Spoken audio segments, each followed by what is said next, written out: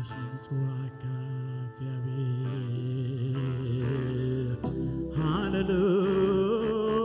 ሃሌሉያ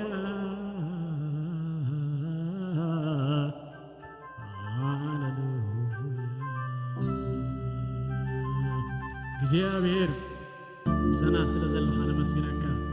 አንተ ዘይትጥንጥን ዘይትተኻስ እግዚአብሔር ንጽዋዕካ ኣለና ሓላዋናን ወልታናን ዝኾንካ እግዚአብሔር ንጽዋዕካ እግዚአብሔር ተጸውዕካ ትርከብ ተጸውዕካ ትሰምዕ እግዚአብሔር ንጽዋዕካ ጎይታ ተረኺብካ ኩሉ ሰናይን ኩሉ ጽቡቕን ምትንሳእን ምፍዋስን ትገብር ኣቦ ንጽዋዕካ ኣለና ሃሌሉያ ሓንትስ ንስኻ ጥራይ ሃሉ ሓንትስ ንስኻ ጥራይ ሃሉ ሓንትስ ንስኻ ጥራይ ተረኺብ እግዚአብሔር ኩሉ ጸጥ ክብል እዩ ሓንትስ ንስኻ ጥራይ ሃሉ እግዚአብሔር ንስኻ ምህላውካ ተገዳሲ ንስኻ ምህላውካ ጸጋኻ ተረአ በዝሕልናስ ኣለኻ ጎይታ ተመስገን ጥራይኩን ኣብ ጎነይ ኣይትፈለየኒ ኣጸቢቐ ፈልጥ ከም ትዋጻኒ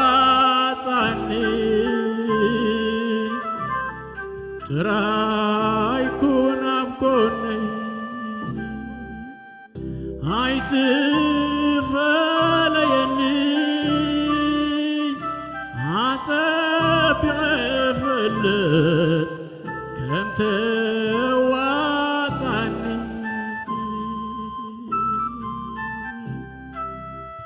አምላክ አሎ ኣብ ዝፋኑ ግርማን ክብርን ተኸሊሉ ኢየሱስ አሎ ኣብ ዝፋኑ ግርማን ክብርን ተኸቢቡ بقدمه نسحيان فطرت كله يسوس يبن بقدمه نسحيان يسوس كله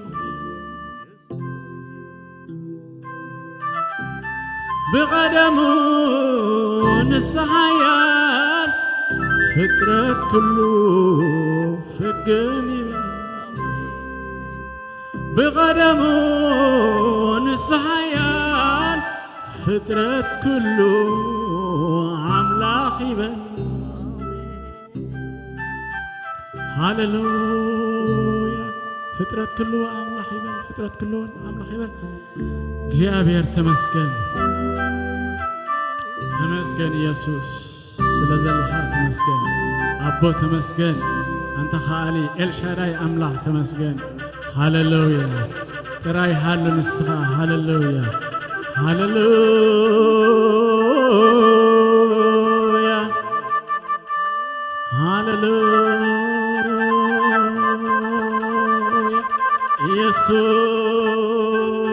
ኢየሱስ ሃሌሉያ ዘገርም ተኾይንስ ምሕረት አምላኽ እዩ ዘገርም ተኾይንስ ምሕረት አምላኽ እዩ ዘገርም ተኾይንስ ሓለዋ አምላኽ እዩ ዘገርም ተኾይንስ متنقع ناي أملاخيو زغرم تخوينس حلوة أملاخيو هلاو እግዚአብሔርዩ أب هلاو نتكا سلازبصحكنا أب هلاو نتكا سلازبصحكنا أبو تمسكن هاللويا እግዚአብሔር ከና خبرينا أقرمني እንዳበልና እግዚአብሔር እቱሙን እትመገረም እግዚአብሔር እቱሙን እትመገረም ዝኾነ ሓለው ጥቁቅ ዝኾነ እግዚአብሔር لعل بلين عين استقالنا እግዚአብሔር ስሙ ይባረክ ሃሌሉያ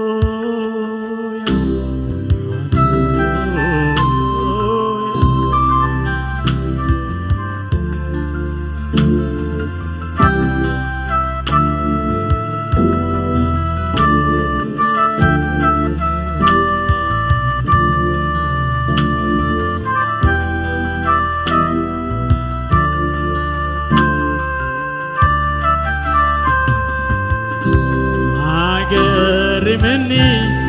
بزحي محرتك بهندا بلني هاتو مغرسك هاجر مني بزحي محرتك مسوات حزي هاتو مغرسك بمنتاي مقلاس بمنتاي قنقا بمنتاي كلت بمنتاي تابقا كقلصو سرحكا كقلصو سرحكا كقلصو سرحكا كقلصو سرحكا كقلصو سرحكا كقلصو سرحكا كقلصو سرحكا كقلصو سرحكا عقري مني بزحي محرتك بهندا بلني عطو مغرسك عقري مني بزحي محرتك مسوات حزي عطو مغرسك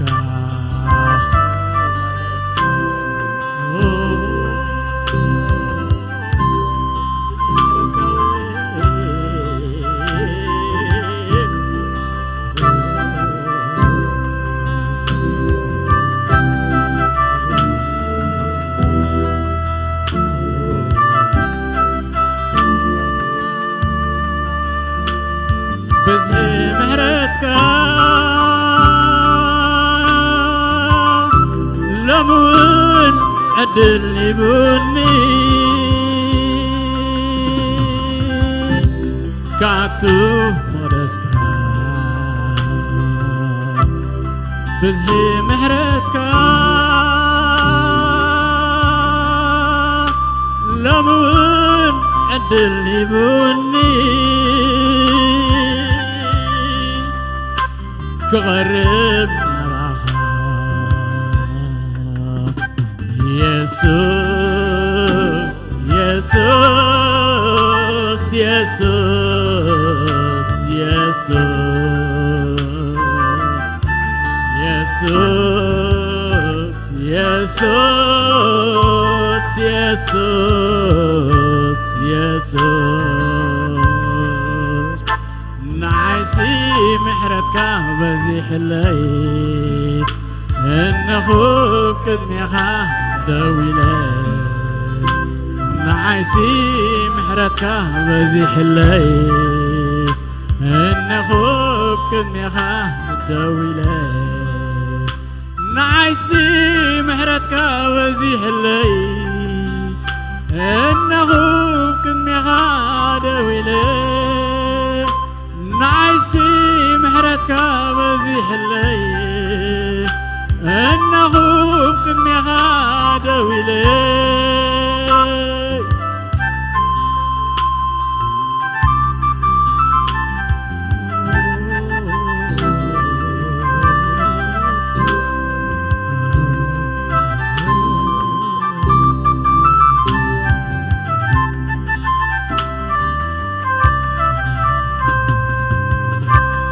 كسع كندتي عبي كلها كسع كندتي سلطن كنسخا ني حدبا عيتنا غنيها كنافي حدبا عيتنا غنيها كنافي حدبا عيتنا غنيها كنافي حدبا عيتنا تزركي حلي زنق من قستخا تبعت رخيبه ويتعين قدميخا تزركي حلي زنق መንግስትኻ ሞጎስ ረኺበ ጎይታዬ ቅድሜኻ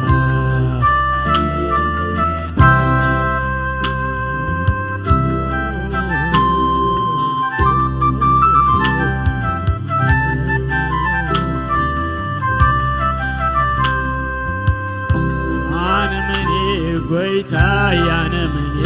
አነመኔ አነመኔ ምሕረት ዝበዝሓለይ ሰብኮይ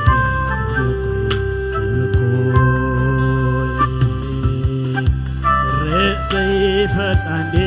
አነመኔ አነመኔ አነመኔ ፍቅርኻ ዘለዓለኒ ሰብኮይ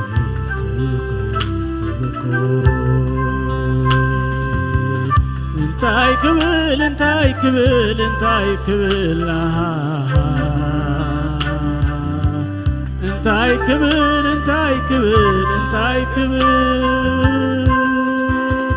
እንታይ ክብል እንታይ ክብል እንታይ ክብል እንታይ ክብል እንታይ ክብል ክዝምሬ ንምሕረትካ ክዝምሬ ንምሕረትካ ክዝምሬ ንምሕረትካ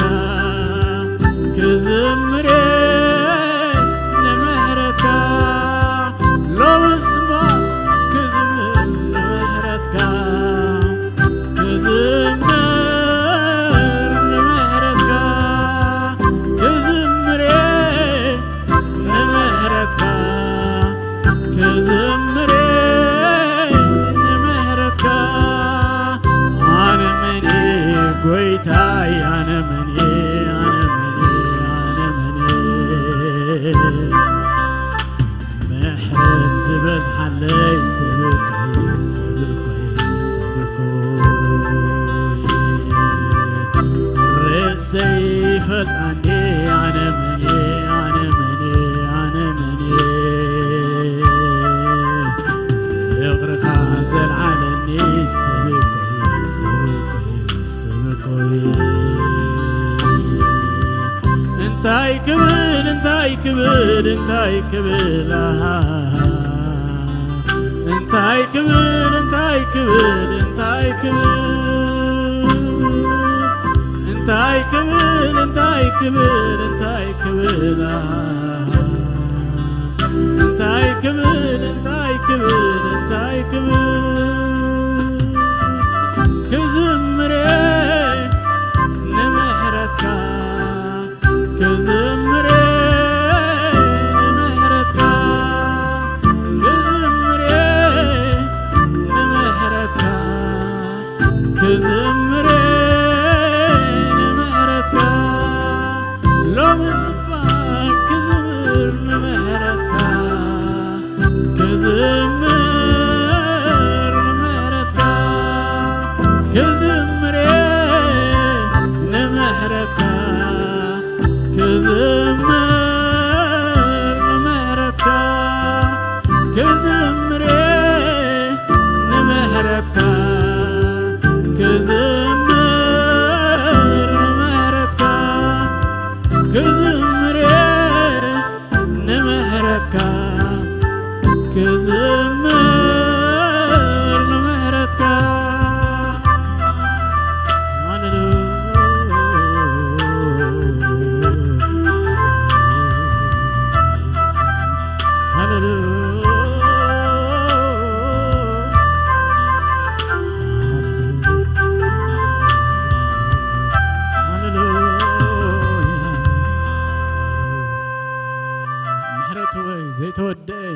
ምሕረቱ ዘይተወደአ እግዚአብሔር ጭራሽ ዘይጠፋናት ጸጋ እግዚአብሔር ሃሌሉያ ዘገርም ተኾይኑስ ምሕረቱ እግዚአብሔር ብህወደው ዘብለና ስሲ ሃሌሉያ ሕጂውን ከነምሉ ኾይና ንጎይታ ዕቤቱ ክንገልጽና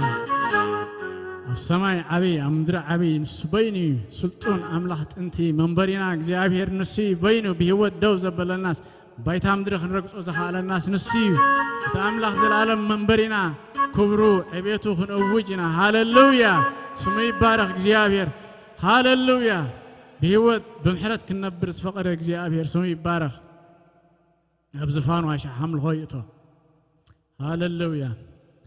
هاللويا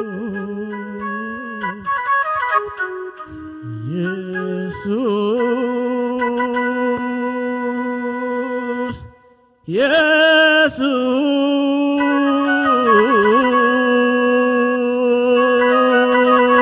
يسوع كبر يسوع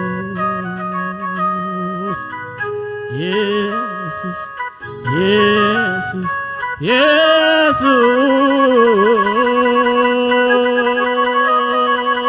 يسوع كبر يسوع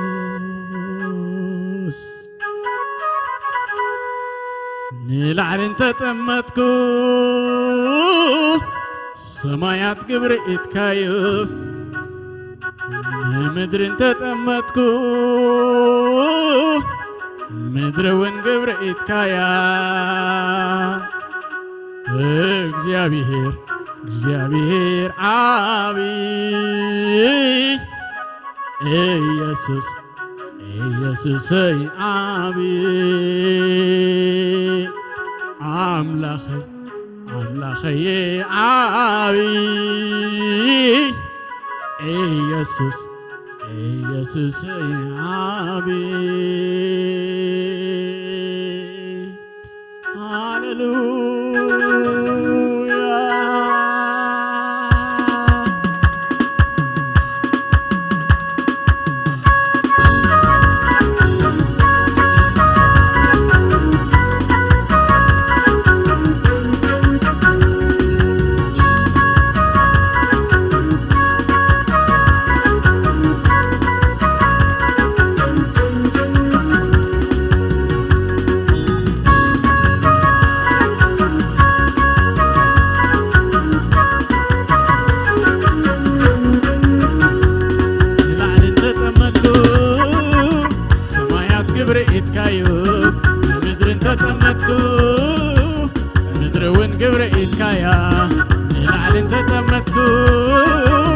ሰማያት ግብረ ኢትካዩ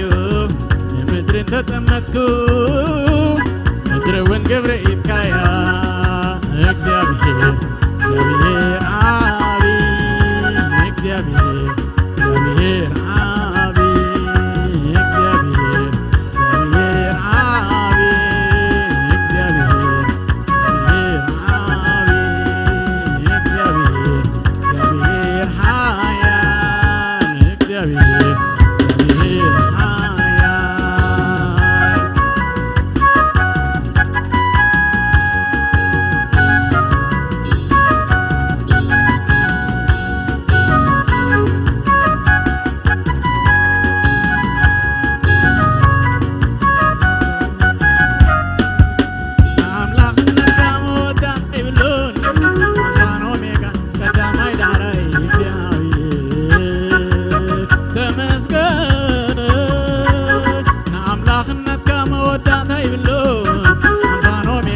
ቀዳማይ ዳሕራይ እግዚአብሔር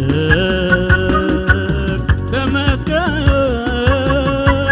ተመስገን ጎይታይ ተመስገን ተመስገን ኢየሱስ ተመስገን ተመስገን እምበር ተመስገን ተባረኽ ጎይታይ ተባረኽ ተባረኽ ኢየሱስ ተባረኽ ተባረኽ እምበር ተባረኽ ልዕል በል ጎይታይ ልዕል በል ልዕል በል ኢየሱስ ልዕል በል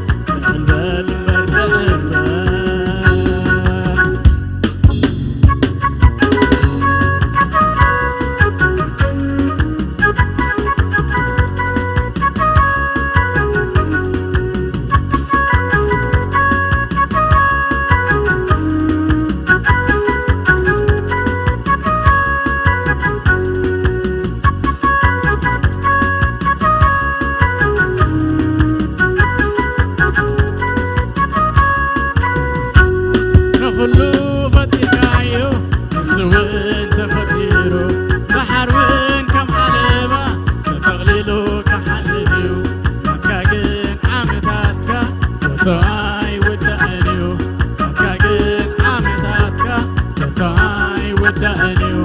مكاجن زمناتك كتاي ودأنيو مكاجن عمتاتك كتاي ودأنيو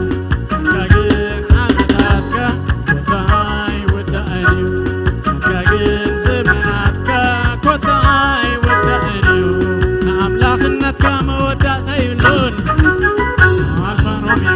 ቀዳማይ ዳሕራይ እግዚአብሔር ተመስገን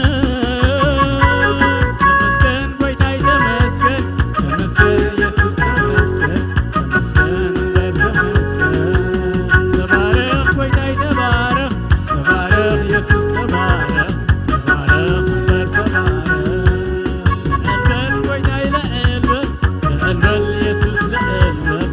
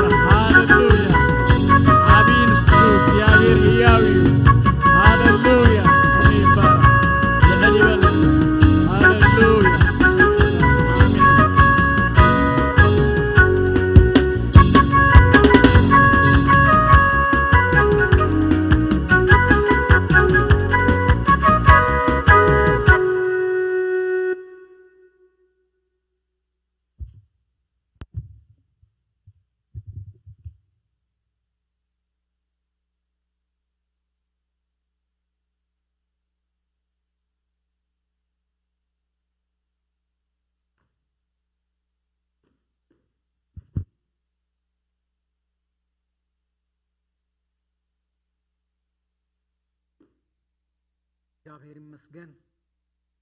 ክብርና አምላክ ይሁን ኢየሱስ ክርስቶስ ተማለሎምን ዘላለም ሕያው ኢየሱስ ክርስቶስ ተማለሎምን ዘላለም ሕያው እግዚአብሔር አምላክ እንደገና ዕድሜ ሂቡ ኃይሊ ሂቡ አብቅድሚው ቃሉን ክንሰምዕ ጸጋ ስለዛሃበና እግዚአብሔር ይመስገን ክብርና አምላክ ይሁን ሎም ድማ እግዚአብሔር ካብ ቃሉ ከምህረና እስኪ መንፈስ ቅዱስ ቃሉ አብልብና ከእቶ አብ ሕልናና ከሐድር አብ ህይወትና ለውጥ ክገብረልና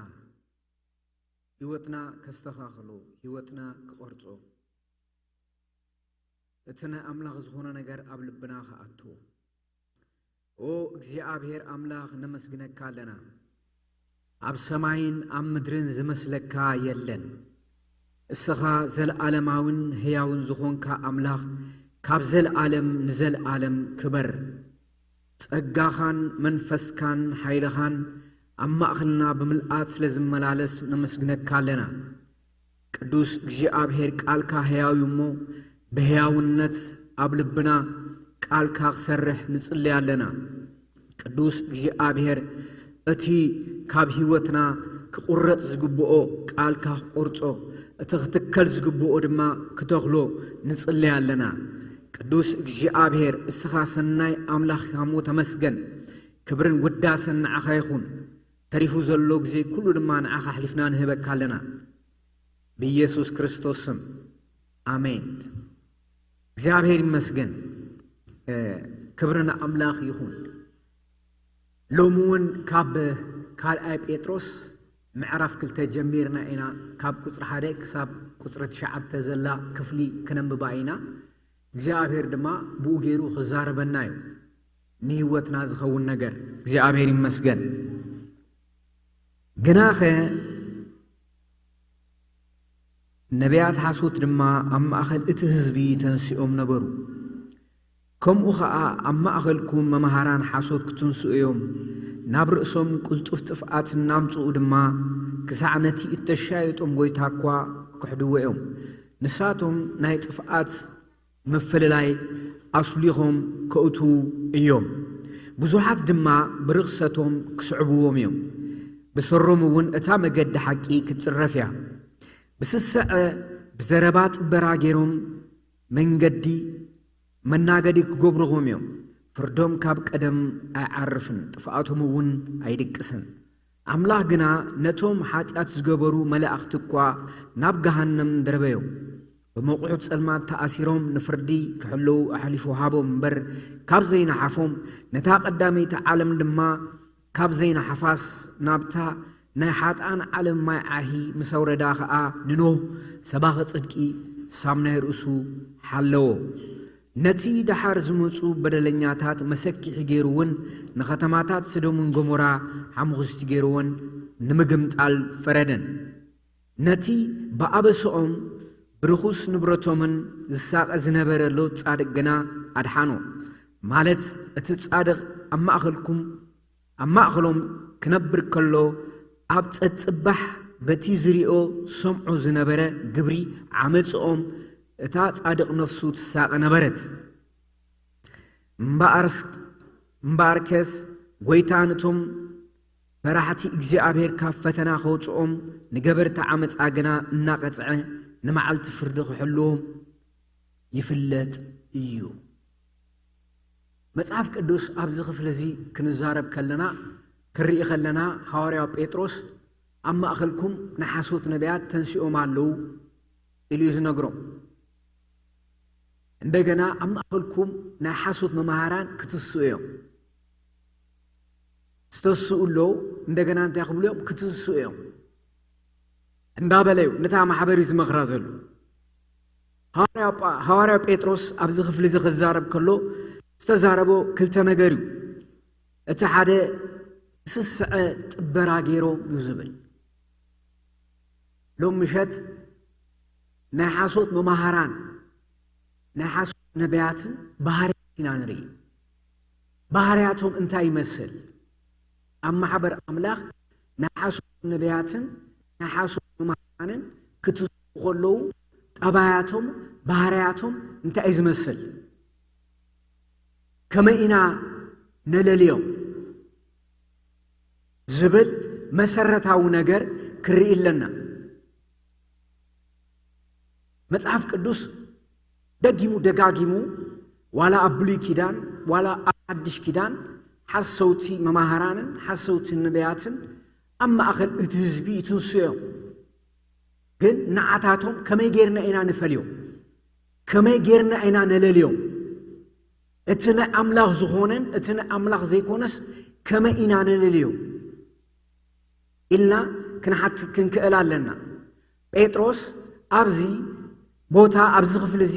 ንሓሶት ነቢያት ባህሪያት አቀሚጡሎ ስለዚ ንሓሶት ነቢያት ንሓሶት መማህራን ብምንታይ ኢና ንፈልጦም ማለት እዩ በባህሪያቶም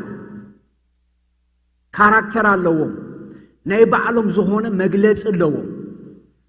ንሓሶት ነቢያት ንሓሶት መማህራን ናይ ዝኾነ መግለጽ ባህር ኣለዎም እሱም ሓደ እንታይ እዩ ጽበራ እዩ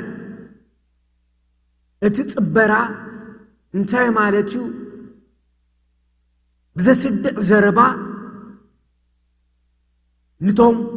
ቁኑዕ እምነት ዘለዎ ሰባት እንዳሓባበሉ ካብቲ ቁኑዕ መገዲ የውፅዎም ማለት እዩ ንጽድቂ ጽድቂ አይብሎን ንዓመፃውን ዓመፃ አይብሎን ኮምፕሮማይዝ ገይሮም ይኸዱ ማለት እዩ ባህሪያቶም ሓደ እዚ ጴጥሮስ ከነግረና ከሎ ብዛዕባ ኖህ ተዛሪቡ እዩ ብዛዕባ ሎጥ ተዛሪቡ እዩ እንደገና ውርድ ኢሉ ብዛዕባ በለዓም ተዛሪቡ እዩ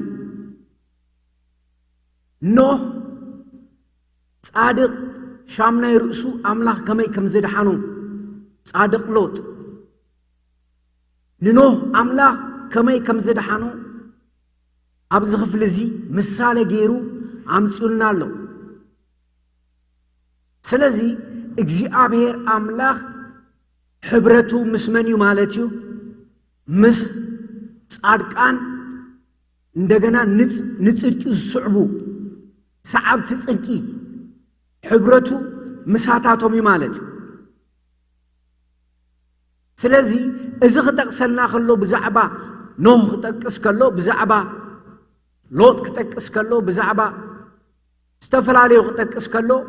እንታይ ሰዓቡ ዝብል ዘሎ ጽድቂ ሰዓቡ ጽድቂ ምስዓብ ማለት እቲ አምላኽ ዝደልዮ ምግባር ማለት እዩ ብተሓደ ሸነፍ እቲ አምላኽ ኣብ ልቡ ዝሓሰቦ ሰናይ ነገር ኣብ ልብና ሓዲርና ምግባር ማለት እዩ ማለት ካብዚኦም ናይ ጽድቂ መገዲ ካብዛ ቅንዕቲ መገዲኦም ንሓሶት መማህራንን ነቢያትን አውጾም ኣብ ካልእ ቦታ ዝተኽልዎም ማለት እዩ ስለዚ ንሓሶት ነቢያት ባህርታት ክሪኦ ከለና እንታይ ይመስል ባህሪያቶም እንታይ ዝመስል ትምህርቶም ከእንታይ ዝመስል ዝተፈላለዩ ባህሪያት ኣለዎም እቲ ሓደ እንታይ እዩ ኣብ ቁጽሪ 13 ከባቢ ክሪኢ ከለና ጥበርቲኦም ዝጥቡር እዮም እንደገና ያሓብልዮም ሓበልቲኦም እንደ ሓባበልዮም ዝወስድዎም ቀፂልና ክሪኢ ከለና ተጻረፍቲኦም ኣብ ቁጥሪ 12 ተጻረፍቲ ይብሎም እዚ ሁሉ ባህሪያት ክሪኦ ከለና ድሕረቶም ንሓሶት መማህራንን ነቢያትን መን ከም ዘሎ ንፈልጥ እሱ ዲያብሎስ እቲ ናይ ሓሶት አቦ ዝተባሃለ ስለዚ መጽሐፍ ቅዱስ ክነግረና ከሎ እምነትና ከመይ ጌርና ከም ንሕሉ ህይወትና ከመይ ጌርና ከም ንሕሉዋ ክነግረና ከሎ ጽድቂ ዘይገብር ካብ አምላኽ ኣይኮነን ብዛዕባ ኢየሱስ ክርስቶስ ክዛረብ ከሎ ጽድቂ ፈቲኻ ዓመፃ ጸሊእኻ እግዚአብሔር አምላካ ከማዓዙት ካን ለዓሊ በሐጎስ ዘይቲ ቀባአካ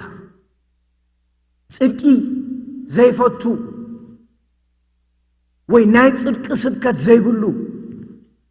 ጸዲቅካ ጥራኢኻ እንዳበለ ዝነግረካ ተሃልዩ እታ ጸደቅካላ ሕይወት ምናልባሽ ካብኣ ዘቢልና ካልገዲ ኸይንሕዝ ሕይወትና ክንምርምሮ ኣለና ማለት እዩ ዘሐጉስ ዘረባታት ኣጆኻ ባህልነት ኩሉ ካብ ኣምላኽ ኣይኮነን ኣምላኽ ብዛዕባ ሕይወትና የገድሶ እዩ ኣምላኽ ብዛዕባ ሕይወትና የገድሶ እዩ ስለዚ እግዚአብሔር ንሕይወትና ብቃሉን ብመንፈሱን ገይሩ ናብቱ ቁኑዕ መገዲ ክመርሓና ቅዱስ ፍቃዱ እዩ ስለዚ ክነለልይ ክንክእል ኣለና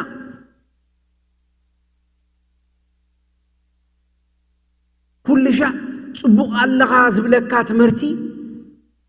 ካብ ዓመት ናብ ዓመት ሰብ ከምዚ ዓይነት ትምህርቲ ተሰሚዑ ጠጠው ኢሉ ክሓትት ክኽእል ኣለዎ ኩልሻ ክኾነልካ እዩ ኩልሻ ክትፍወስ ኢኻ ኩልሻ ከምዚ ክትከውን ኢኻ ዝብለካ ጥራይ ተኾይኑ ጠጠው ኢልካ ክትፈትሽ ኣለካ ክትምርምር ኣለካ ሰብ ብድሌቱ ተተኣሲሩ ሰብ ንድሌቱ ባርያ ተኾይኑ ካብ ሕይወት መገዲ ተጋጊው ናብ ጸልማት ክወድቕ ክእል እዩ እግዚአብሔር አምላኽ ጻድቕ አምላኽ እግዚአብሔር አምላኽ ድማ ጻድቕ ፈራዲ እዩ ብጽድቂ ዘፈርድ አምላኽ እዩ እግዚአብሔር አምላኽ ብጽድቂ ዝፍለጥ አምላኽ እዩ እግዚአብሔር ነቲ ጸልማት ይብሎ ነቲ ብርሃን ድማ ብርሃን ይብሎ ነቲ ሓቂ ይብሎ ነቲ ሓሶት ድማ ሓሶት ይብሎ እዚ ድማ ንምግባር አመንቲ ብመንፈስ ቅዱስ ዝተመልኡ ክኾኑ ኣለዎም ማለት እዩ ኣብ ሕይወቶም ናይቲ ሕያው አምላኽ መንፈስ ዝተመልኡ ክኾኑ ከለዉ ጽድቅን ዓመፃን ከለልዩ ይኽእሉ እዮም ስለዚ እግዚአብሔር ንጽድቂ ይጸውዑና ንጽድቂና ተጸውዕና ንጽድቂ ዝተጸውዓና ሰባቲና بكريستوس كم صدقنا ترى إن داتزاربنا كنبر أي تتصوعنا نصدق خنبر صدق ما واقع تخفليا صدق مالت كاب عمت مرحق مالتو صدق مقبار مالت كاب كفؤات مرحق مالتو صدق فلت سب بكريستوس صدق يلو خزارب صدقي زي قبر سب صدقي مالت بتحادي شنخ اتقونع زغوننا أملاخ نقر مقبار مالت اتبنا كريستوس صدقا استملأ سب صدقه قبر قديتاي بحق زي كونس بهارياوي كم منفس قدوس لستولد لذي نعمت مرتي نعمت تنبيتات نلليلو مقد حادن ايو نحاسوت بمهاران نحاسوت نبيان بهارياتهم مفلات متصحف قدوس بزعبا توم نحاسوت نبيات كزارب كله بتعم زقرم كفل الله ابزا قطر زيا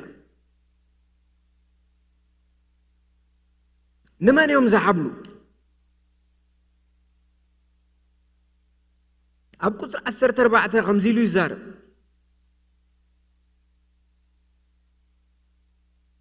زموت زملأو كاب حاتيات كأزي قارص عين تلوم نتن زي صنع نفسات يحبلون سسعز لمدى لب اللوم دق مرقميو انتاي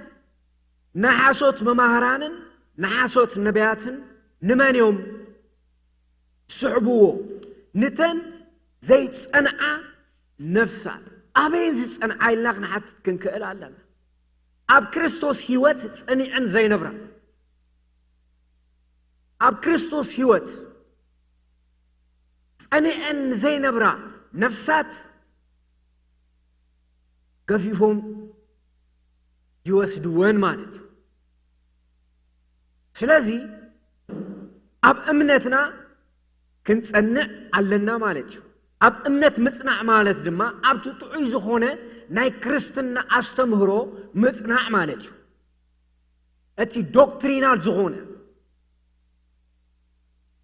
أب تمسرت أمنتنا بزعبا كريستوس تمارنايو بزعبا منفس قدوس تمارنايو بزعبا ጸጋ تمارنايو بزعبا ጽድቂዝ بزعبا عمص استمارنايو نعو مميلا خنحزو علنا مالتي أبتناي كريستوس تمرتي صنيعو زي نبر نعو بوحج كوسد قليل ترزي تنزيت صنع نفسات أمن أب كريستوس أستمهرو صنيعن زي نبرا أبت هياو قال صنيعن زي نبرا كمزا أمسلو آمنتي نحسوت نبياتن نحسوت ممارانن استقالتو نمنتاي صدقي ناي صدقي هيوت سلازي تلمامدو ناي صدقنا برا سلازي تلمامدو أب كريستوس كنتصنع خلنا ناي صدقي هيوت ناي صدقنا برا نلمامدينا سلازي اتن زي تصنع نفسات أمن أب صدقي أب كريستوس تصنع زي نفسات هو سيداني عندنا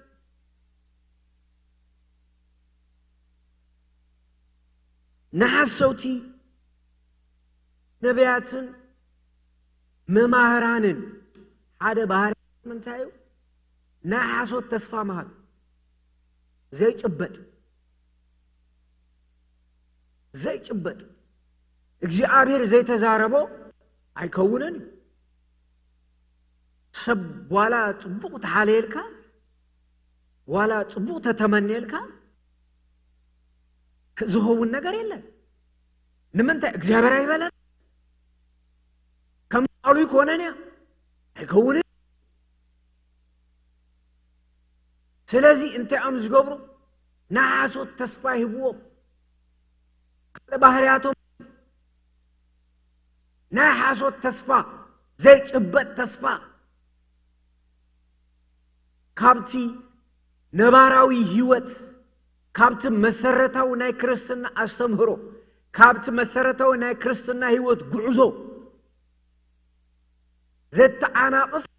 ተስፋታት ይመልኡ ዝማለት ድማ ማይ ዘይብሉ ደበና ማይ ዘይብሉ ደበና ይብሉን بنفاس يبتن تبتين يستف لذي نحاسوت تسفى النهابو يحباب الوم مالك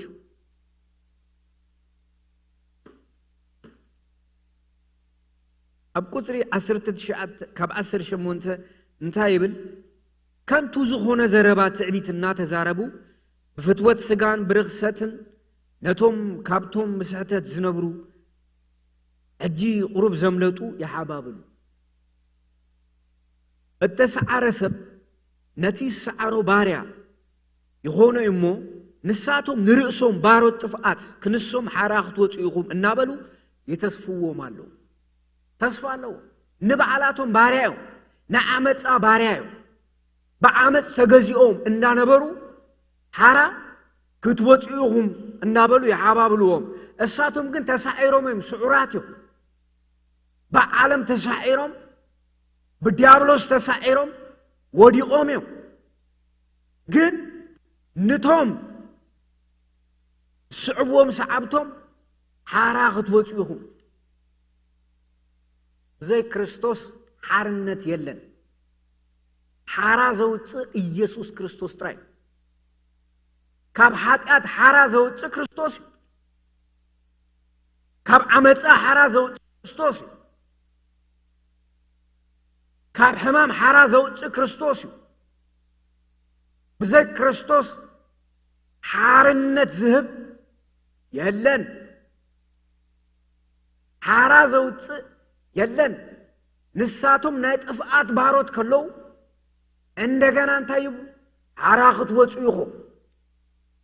ክትናገፉ ኢኹም ንነብሶም ምንጋፍ የድልዮም አለ ከናገፉ ለው ብፍልጠት ጎይታና መድኃኒና ኢየሱስ ክርስቶስ ካብቲ ርኽሰት ዓለም አምሊጦም ከም በሐድሽ በአአ ተጠሊፎም እንተ ተሰዓሩ ካብ ቀዳማዩ ስም ዳሕራዮም ዝገድድ እዩ ዝኸውን ማለት ንሳቶም እናፈለጥዋ ካብቲ እተዋሃቦም ቅዱስ ትእዛዝ እንድሕሪት ካብ ዝምለሱስ ነታ መገድ ሓቂ እንተ ዘይፈለጥዋ መሓሸም ነይሩ ከምቲ እቲ ምስላ ሓቂ ከልቢ ናብ ትፍኣቱ ተመለሰ ሓሳማውን ተሓፂቡስ ኣብ ፀብሪ አንገርገረ ዝብል በፂሕዎም አለ ስለዚ ሓርነት ዘውፅእ ኢየሱስ ክርስቶስ ጥራይ ሓራ ዘውፅእ ኢየሱስ ክርስቶስ ጥራይ ሓባልን ሓባባልን ካብ ህይወት መገዲ የውፅእ እምበር ህይወት አይህብን እቲ ሐቀኛ ነገር ክርስቶስ ዘአመነ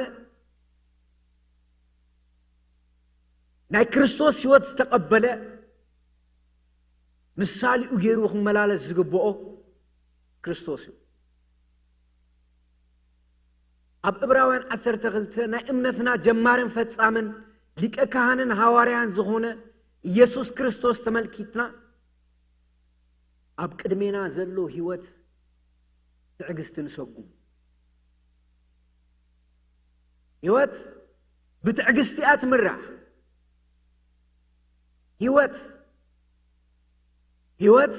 ብትዕግስቲኣ ትምራሕ ኢየሱስ ክርስቶስ 3 ዓመትን ፈረቃን ኣብ ዘገልገለሉ ጊዜ ህይወቱ በመከራ ተመለየ እዩ ሐዋርያት ከሆዱን ከመጹን ከለው ህይወቶም መከራ ተመለየ እዩ እግዚአብሔር አምላክ ግን ኣብ ዓለም ከለሁም መከራ ኣለኩም ግን አጆኹም አነ ስዒረ ንሓሰውቲ ነቢያት ሓደ ትምህርቶም መከራ የለን ኣብ ዓለም ኩሉ ተኸፊሉልካ እዩ ንኃጢአትና ተኸፊሉ እዩ ጸጋ ለቢስናይና ግን ኣብ ዓለም ክንነብር ከለና መከራ ኣሎ ኣብ መከራ ድማ ዝረድእ ጸጋ ኣሎ እሱ ተዓብ ነገር መከራ ምምጽኡ ዘይምምጽኡ ይኮነን ነቲ መከራ ስዒርና ንወጻሉ ኃይሊ ካብ አምላኽ ኣለና ብልክ ምስ ክርስቶስ ዝዓበረ ማለት እግዚአብሔር ይመስገን ስለዚ መጽሐፍ ቅዱስ እንታይ ይዛረበና ዘሎ እንታይ ዝብለና ዘሎ ህይወትና ክንሕሉ ይባን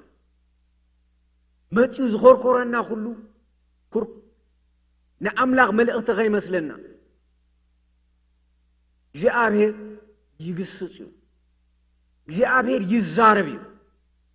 እግዚአብሔር ናብ መገድ ተመለስ ይብል እዩ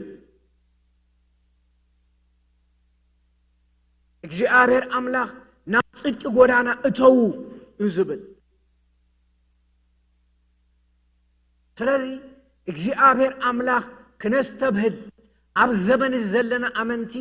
ክነስተብህል ፍቃድ አምላኽ ሰማዕናዮ ኩሉ ካብ አምላኽ አይኮነን ቃል አምላኽ ዝመስል ነገር ኩሉ ቃል አምላኽ አይኮነን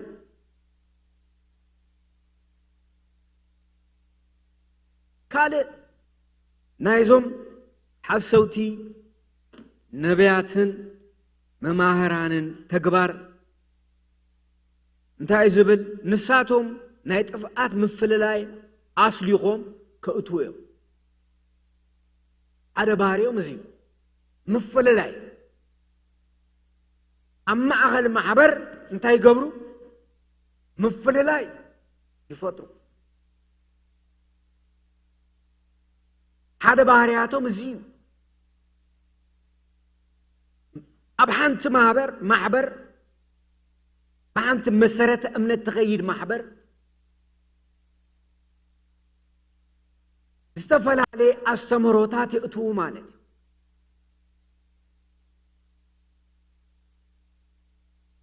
ስለዚ ኣብቲ ማሕበር እንታይ ይኸውን መፈለላይ እዚ ናይ መሃራንን ናይ ሓሶት ነቢያትን ባህሪ እዩ ኢየሱስ ክርስቶስ ነቲ ሓቀኛ ማሕበር ዝተዛረባ ሓደ ነገር እዩ ክትሓብር ክትተሓባበር በቱ ጥዑይ ዝኾነ ኣስተምህሮ ብናይ መንፈስ ቅዱስ ምልኣት ብናይ ጸጋ ክብሪ ተመሊኣ ብህይወት ዘለዓለም ምስ ኣምላኽ ብፍቕሪ ክትነብር እያ ተጸውያ ዝፈላለይ ኣስተምህሮ ዝፈላለይ ትንቢት ይኹን ነቢይ ካብ ኣምላኽ ኣይኮነን ካብ ዲያብሎስ እዩ ዲያብሎስ እዚ ዝተመከረሉ ጉዳይ ዲያብሎስ ንኣዳም ካብ ኣምላኽ ፈሊዎ እንታይ ገይሩ ጠቢሩ ብጥበራ ጠቢሩ ካብ ኤደን ገነት ኣውፅዎ ናይ ሓሶት መማህራንን ነቢያትን ከምዚኦም ብጥበራ ካብቲ ሓቀኛ ሕብረት ካብቲ ህይወቶም ዝህነፀሉ ካብ ይፈልዎም ህይወቶም ድሓር ዞርሞ ይኸውን ማለት እዩ ስለዚ ሕብረት ዘየጠናኽር ንሓንቲ ማሕበር ሕብረት ዘየጠናኽር ዝኾነ ይኹን ነገር ካብ ኣምላኽ ኣይኮነን ሕውነት ዘየጠናኽር ነናድሕድካ ዘየፋቕር ኣስተምህሮታት እሱ ካብ ኣምላኽ ኣይኮነን ንምንታይ ኢየሱስ ክርስቶስ ብፍቕሪ ይንበሩ እዩ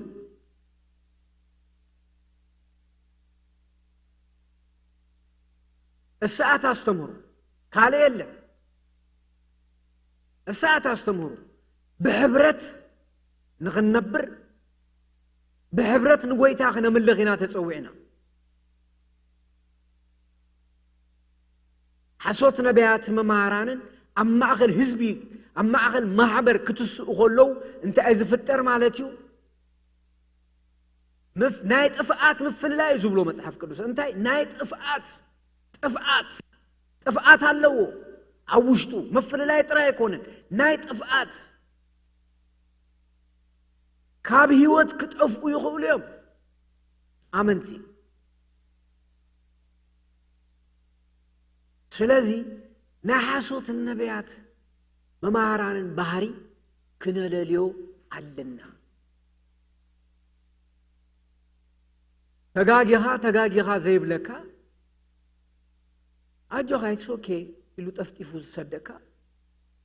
እሱ ካብ ኣምላኽ ኣይኮነን እሱ ካብ ጎይታ ኣይኮነን ኢትስ ኦኬ ደሓን ኢሉ ጥፍጥፍ ኣቢሉ ዝገድፈካ እሱ ካብ ኣምላኽ ኣይኮነን ናብ ክርስቶስ ፍጹም ምልኣት ዘየብጽሕ ክርስቲያናዊ ኣስተምህሮ እሱ እውን ካብ ኣምላኽ ኣይኮነን ናብ ክርስቶስ ፍጹም ምልኣት ዘየብጽሕ ኣስተምህሮ ዝኾነ ይጠቐስ ዝኾነ ትምህርትታት ይምጻእ ናይ ኣምላኽ ኣይኮነን ስለዚ ክነለልዮ ኣለና ክሪኦ ኣለና እግዚአብሔር ዝኸብር ብጽድቂ እዩ እግዚአብሔር ኣብ ዓመፃ የለን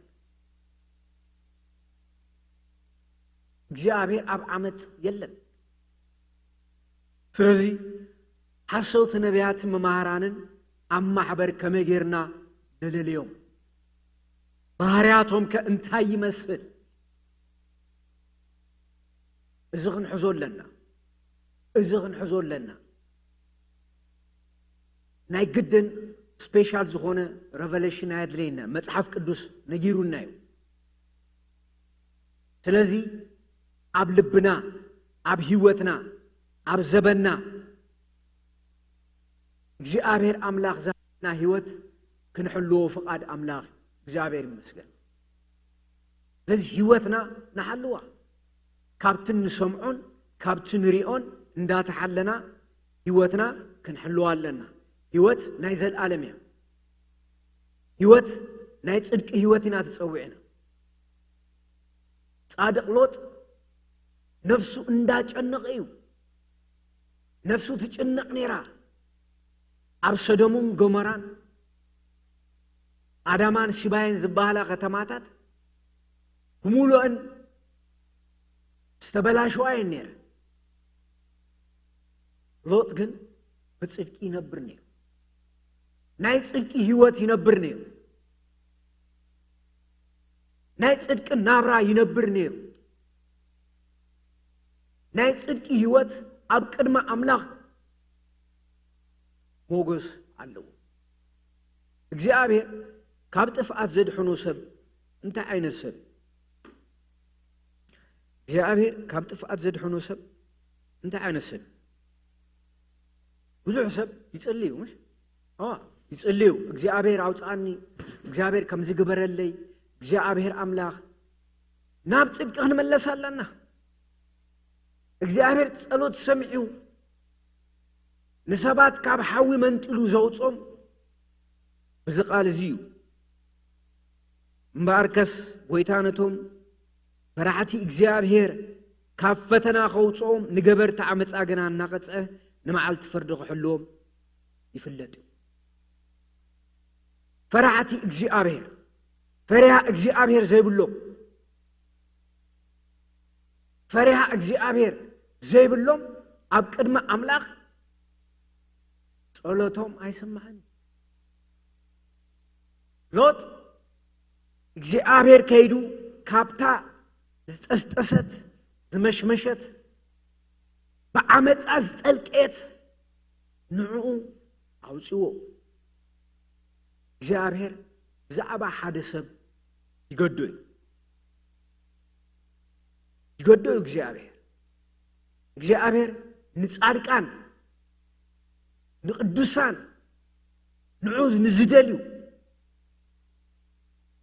ኣብዛ ዓመፀኛ ዓለም እንዳነበሩ ንትሰናይ እንዳደለዩ ዝኸዱ ኣመንቲ እግዚአብሔር ዋጋ ኣለዎ ዋጋ ይኸፍል እዩ ካብ ክፉእ የናግፍ እዩ ስለዚ ጸሎትና ኣብ ቅድመ ኣምላኽ ክስማዕ ተደሊና ናብ ጽድቂ ንመለስ ካብ ዓመፃ ንውፃእ ኣብቲ ሓቀኛ ትምህርቲ ንኹን ኣብቲ ሓቀኛ ትምህርቲ ደው ንበል እግዚአብሔር ኣምላኽ ፍቃዱ እዩ እግዚአብሔር ይመስገን እግዚአብሔር ኣምላኽ ፍቃዱ እዩ ኣብ ሰማይን ኣብ ምድርን ዝኸበረ ጎይታ ፍቃዱ እዩ ከናግፍ ፍቃዱ እዩ ሓራ ከውፅእ ፍቃዱ እዩ ኣብ ጽድቂ ክተክል ፍቃዱ እዩ ክመልስ ፍቃዱ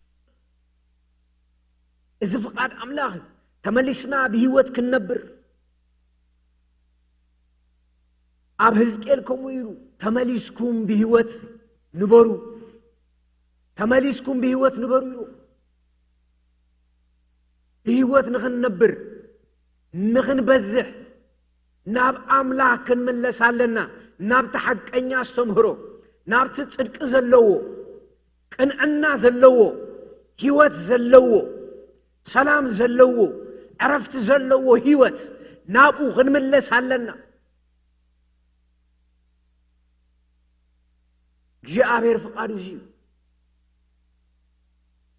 ካብ ምፍልላይ ካብ ሻራ ካብ ጉርሒ ካብ ሸርሒ ወፂና ኣብቲ ቁኑዕ መገዲ ጠጠው ክንብል እግዚአብሔር ይደልዩ ኣብኡ እቲ በረኸት ኣምላኽ ዘሎ ኣብኡ እቲ ኣምላኽ ነገር ዘሎ ናሓሶት ትምህርቲ ኩፉ ምፍልላይ ዘምጽእ እግዚአብሔር ድማ ኣብ ሓድነት እዩ ዘሎ እግዚአብሔር ኣብ ሕብረት እዩ ዘሎ እግዚአብሔር ኣብ ቁኑዕ መገዲ እዩ ዘሎ እግዚአብሔር ድማ ምስ ቁኑዓት እዩ ምስቶም ቁኑዓት እዩ ኣነ መልእኽቲ ኣለኒ ሎሚ ብጽድቂ እንዳነበርኩም ንእግዚአብሔር እንዳደለኹም ብዝተፈላለየ መገዲ ተሓልፉ ሰባት እግዚአብሔር ዋጋኹም ክኸፍለኩም እዩ ዓስብለኩም ዝጸልመተ ተጸልመተ ዝኸፍአ ተኸፍአ እግዚአብሔር ዋጋ ኣለዎ ዋጋ ዝኸፍል ኣምላኽ እግዚአብሔር ምስ ጻድቃን ጠጠው ዝብል እግዚአብሔር ምስ ዓመፀኛ ኣይውግንን እግዚአብሔር ምስ ዓመፀኛታት ኣይውግንን እግዚአብሔር ኣምላኽ ምስቱ ቁኑዕ እዩ ምስቲ ጠዋይ ድማ ከምኡ ኢሉ ይዛረብ መጽሓፍ ቅዱስ ስለዚ እታ ቅንዕቲ መገዲ እታ ቃል ሓቂ እታ ናይ ህይወት መስመር ሒዝኩም ትኸዱ ዓስብለኩም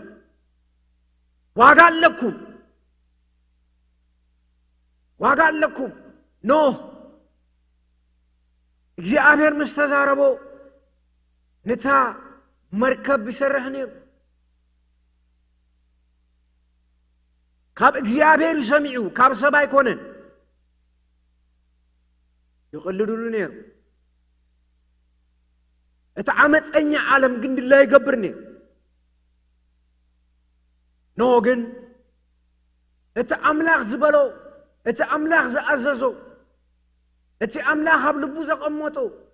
ማይ ኣሒ ናይ ጥፍኣት ከም ዝመጽእ ኣቐዲሙ ሰሚዑ ስለ ዝነበረ ይዳሎ ነይሩ እሳቶም ግን ነይሮም ይበልዑ ይሰትዩ ኖርማል ላይፍ እግዚአብሔር ንዓመፀኛ እውን ዕድል ይህብ እዩ ንኽምለስ ዕድል ሂብዎም እዩ እቲ ዕድል ግን ኣይተጠቀሙሉን ዕድል ይህብ እዩ እግዚአብሔር ንዓመፀኛታት ዕድል ይህብ እዩ እቲ ዕድል ተዘይተጠቀሙሉ ከቢድ ዋጋ ከኽፍሎም ዋጋ እግዚአብሔር ካብ ዘለዓለም ንዘለዓለም ሕያው እዩ ካብ ዘለዓለም ንዘለዓለም ጻድቕ እዩ ካብ ዘለዓለም ንዘለዓለም ሕያው እዩ እግዚአብሔር ኣምላኽ ኣይጥበርን እዩ ኣይጥበር ሰብ ክጥብሮ ይክእልን እዩ ልብን ኩላሊትን ዝምርምር ኣምላኽ እዩ እግዚአብሔር ክፈርድ ከሎ ልብር እዩ ዝፈርድ ውሽጢ ዝምርምር እግዚአብሔር ጥራይ ነቲ ሓቐና ዝርኢ እግዚአብሔር እዩ እግዚአብሔር ክድርቢ ከሎ እግዚአብሔር ዝደርብዮ ሰመን የልዕል ማንም ሰብ የልዕሉ እግዚአብሔር ዘለዓሎ ሰብ ማንም ክድርብዮ ይክእል እግዚአብሔር ዘለዓሎ ሰብ ማንም ክድርብዮ ይክእልን እግዚአብሔር ዝደርበዮ ሰብ ግን ማንም ማየልዕሎ ማንም እልቂ ይፈቱ እግዚአብሔር ንዓመፃ ድማ ይጸልእ እግዚአብሔር ጻድቕ ኣምላኽ እዩ እቲ ነምልኾ ኣምላኽ ጻድቕ ኣምላኽ እዩ እቲ ንስዕቦ ጎይታ ጻድቕ ኣምላኽ እዩ ስለዚ ጎይታ ሰራዊት ብጽድቅን ብፍርድንም ዝተመልአ እዩ سب بتصقان بمحرتن ترايو زحسب نو እግዚአብሔር بصدقن بفردنون استملا املاخ بالانس خنغبرولنا ابراهيم كزارب كله باولوس بእውነት ንኣምላኽና እንዳሐጎስና ነምንኸሉ ጸጋ ንሓዝ ኣምላኽና ዝባላዕ ሓዊ እዚ እግዚአብሔር ኣምላኽ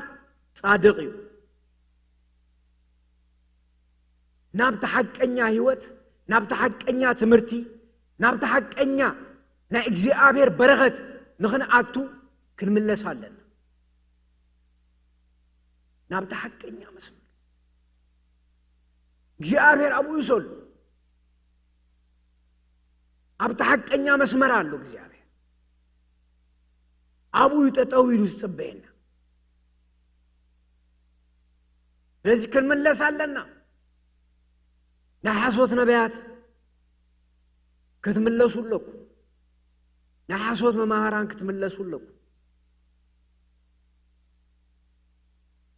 فرد اللو كبير فرد اللو ስለዚህ እግዚአብሔር ዝብለና ዘሎ ህይወትና ክንሕልዋ ናሐሶት መማህራንን ናሐሶት ነቢያትን ባህሪያት አለሊና بفقرن بسلامن بحونتن نأملاخ كنملغو فقاديو جابير مسكن نحبرتنا تتصوعنا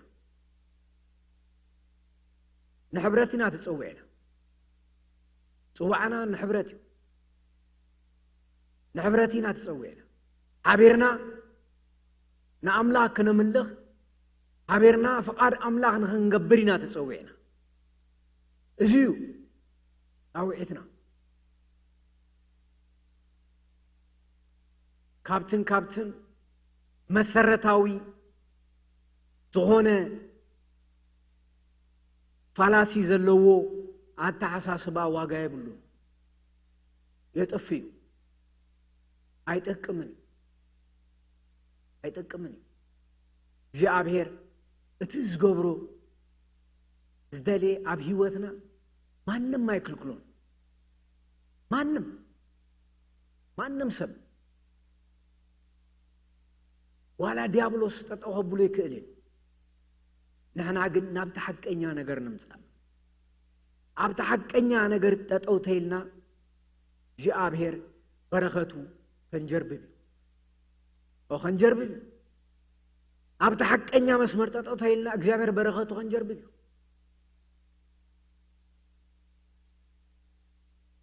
نا جابر بركت بتصورت بزحات عيركبني بتنبيت بزحات عيركبني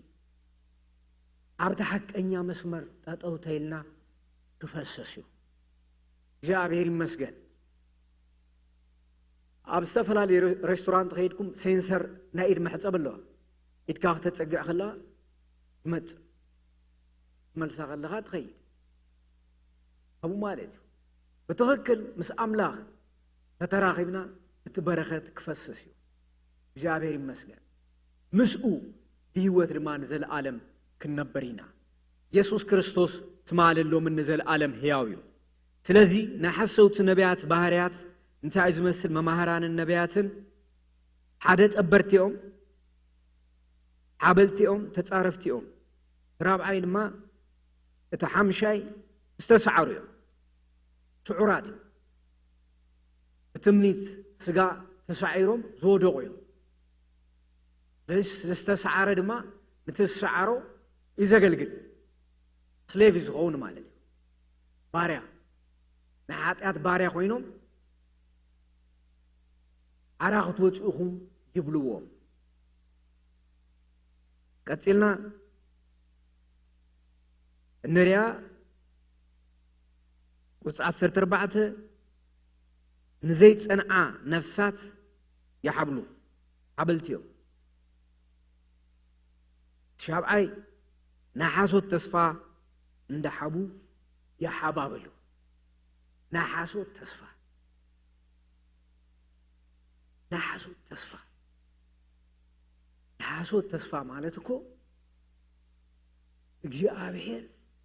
زي تزاربو مال እግዚአብሔር زي بلو ازنتايو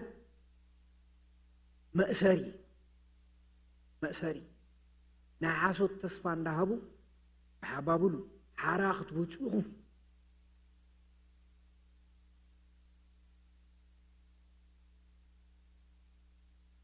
بيت ቅዱሳን ነቢያት መንፈስ ቅዱስ በመሪሖም ዛረቦ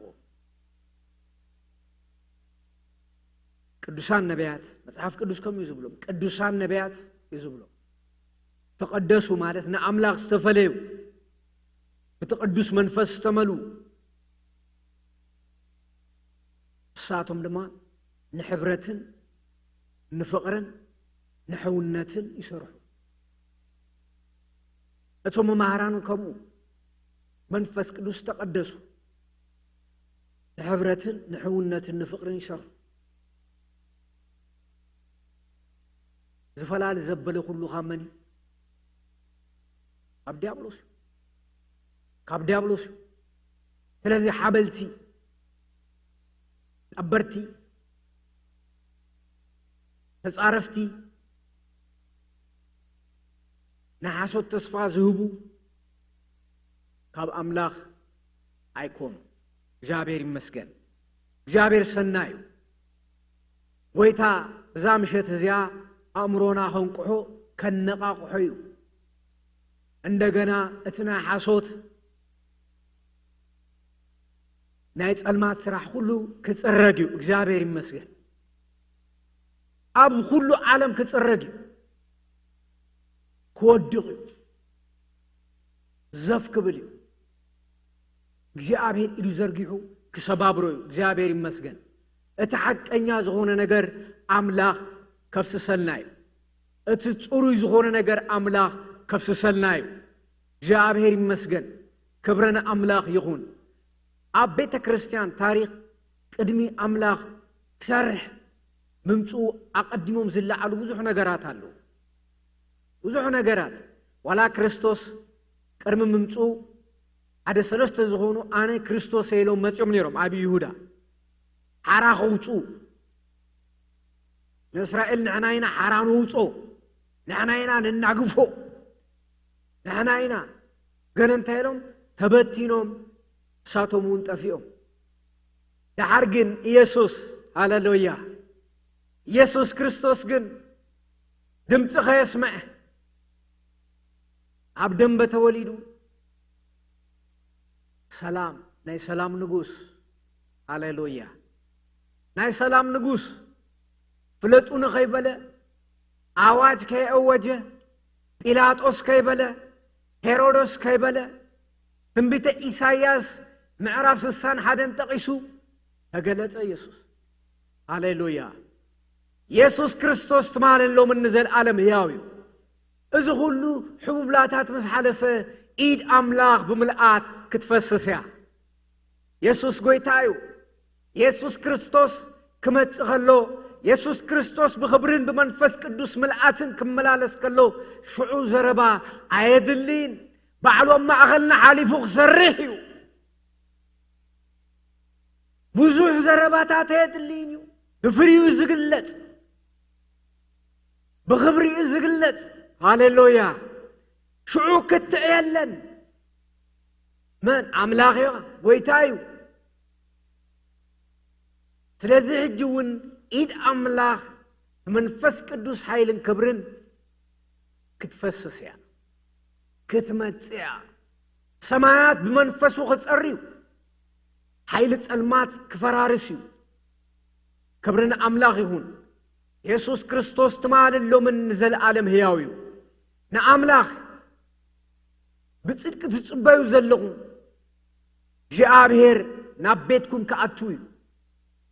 ናብ ገዛኹም ክመጽእ እዩ ናብ ናብራኹም ከአቱ እዩ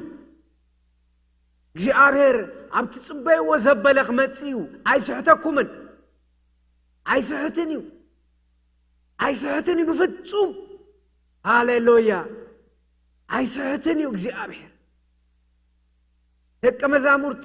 ተዓጾም ከለው እዩ መጽዩ መነርእዎ ኩሉ ዝፈልጥ ጎይታ ኣብቲ ዘለኻዮ ክመጽዩ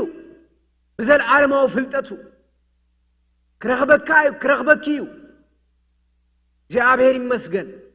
ክብርና አምላኽ ይኹን ክንጽሊና ኦ ኢየሱስ ነመስግነካ ኣለና ክብርን ምስጋና ንዓኻ ይኹን ክበር ተመስገን ተወደስ ሃሌሉያ ሲጻውዒት ክገብሬ ኢየሱስ ክርስቶስ ናይ ህይወተይ ጎይታ መድኃኒት ገይረ ናብቲ ሓቀኛ መገዲ ክምለስ ይደሊ እግዚአብሔር የድለኒ እዩ ትብሉ ተሃሊኹም ኣብቲ ዘሎ ቦታ ክርስቶስ ካብ ልብኹም ዓድሞ ክርስቶስ ሕጂ እውን ሕያው እዩ ክርስቶስ ናብ ህይወትኩም ከኣቱ እዩ ኢየሱስ ክርስቶስ ቅድሚ 2000 ዓመት ኣብ መስቀል ዝኸፈሎ ዋጋ ኣሎ እንደቂ ሰባት ንዑ ናብኡ ኢየሱስ ይደለይኩም ኣሎ ናብ ዘለዓለም ህይወት እተው ናይ ዘለዓለም ተስፋን ክብሪ ኣለኩም እተው ናብ ክርስቶስ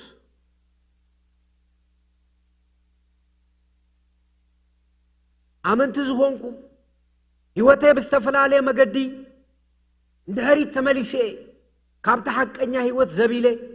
ይመላለስ ኣለኹ ትብሉ ተሃሊኹም ሕጂ ናይ ንስሓ ጸሎት ጌርኩም ናብ ክርስቶስ ተመለሱ ናብቲ ሓቀኛ ማሕበር ኣምላኽ እተው ቃል ኣምላኽ እቲ ጽሩይ ዝኾነ ቃል ኣምላኽ ኣብ ዝስበኸሉ እቲ ሓቀኛ ናይ ኣምላኽ በረኸት ኣብ ዝፈሰሉ ኣብኡ ንዑ እግዚአብሔር ሰናህ ገብረልኩም እዩ ኢየሱስ ክርስቶስ ትማለሎም ንዘለዓለም ሕያው እዩ ኦ ኢየሱስ ነመስግነካ ኣለና ኣብ ሰማይን ኣብ ምድርን ንዓኻ ዝመስለካ የለን ክብርን ምስጋናን ኣምልኾን ውዳሴን ይግባአካ እዩ ካብ ዘለዓለም ንዘለዓለም እስኻ ሕያው ኢኻ ካብ ዘለዓለም ንዘለዓለም ክቡር ኢኻ ኢየሱስ ክርስቶስ ወንጌላዊት መድኃኔ ዓለም ቤተ ክርስቲያን ኤርትራ ኣብ ቅድሜኻ ነቐምጥ ኣለና ኦ መንፈስ ቅዱስ ኃይልን ብጸጋኻን ማሕበርና ካብ ሓሶት መማህራንን ካብ ሓሶት ነቢያትን መንፈስ ቅዱስ ኃይል ክትሕልዋ ንጽልይ ኣለና በቃልካ ክብሪ ቅዱስ እግዚአብሔር በቃልካ ሞገስ መንፈስ ቅዱስ ኃይልን ክብርን ኣብ ማእኸልና ክትመላለስ ምኽሪ ኣጋንንት ዘበለ ሁሉ ክሰባበር ምኽሪ ዲያብሎስ ዘበለ ሁሉ ክፈርስ ክብርኻ እቲ ሓቀኛ ክብርኻ ኢየሱስ እቲ ሓቀኛ ክብርኻ ይፍሰሰልና እቲ ሓቀኛ ሞገስካ ይፍሰሰልና እቲ ሓቀኛ ናትካ ክብሪ ኣብ ማእኸልና ብምልኣት ይመላለስ ምኽሪ ኣጋንንቲ ምኽሪ ዲያብሎስ ምኽሪ ሥጋ ዘበለ ሁሉ ይፈራርስ በጌታ በኢየሱስ ክርስቶስ ስም ሕብረትናን ሓድነትናን ስኒትናን ዘይሕጉሶ ጸላኢ በኢየሱስ ክርስቶስ ስም ይፍረስ በናዝሬቱ ጌታ በኢየሱስ ስም ይፍረስ በጌታ በኢየሱስ ስም ይፍረስ በጌታ በኢየሱስ ስም የተገለባበጠ ይሁን ምኽሪ አጋንንት ዘበለ ሁሉ ይበታተን ምኽሪ ጸልማት ዘበለ ሁሉ ይፍረስ ኦ ኢየሱስ ክብርን ንዓኻ ይኹን ሃሌሉያ ንዕሙማት ድማ ክንጽልይና በታ ዘላትና ደቃይቕ ክንጽልየሎም ኢና ኣብዚ ዘለዎ ቦታ ኮይኖም እግዚአብሔር ክትንክፎም ይኽእል እዩ ዋላ ኣብዚ ተሃሊኹም ጸልዩ ጎይታ ክትንክፈኩም እዩ ኢየሱስ ጎይታ እዩ ሃሌሉያ መንፈስ ቅዱስ ኦ ኢየሱስ ኢየሱስ እቲ ሓቀኛ ፈውሲ ካባኻ እዩ ንስጋ ዝፍውስ ኦ መንፈስ ቅዱስ ዝተፈላለዩ ሕማም ዝሳቀዩ ዘለው ካብቲ ዘይነጽፍ መለኮታዊ ፈውስኻ ኣብ ልዕሊኦም ክትገብር ንጽልይ ኣለና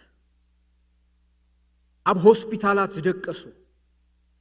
ኣብ ገዝኦም ዝደቀሱ ኣብ ማእኸል ጉባኤና ዘለው حيلኻ ብምልኣት ክሓልፍ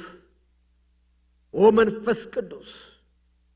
ብዝተፈላለየ መገዲ ህይወቶም ዝጭነቕ ኣጋንንቲ ርኹሳን መናፍስቲ ዘጨንቕዎም ዘበለ ሓራ ክወፁ ንጽልይ ኣለና ኦ ኢየሱስ መንፈስ ቅዱስ ሓይሊ ሓራ ክተውፅኦም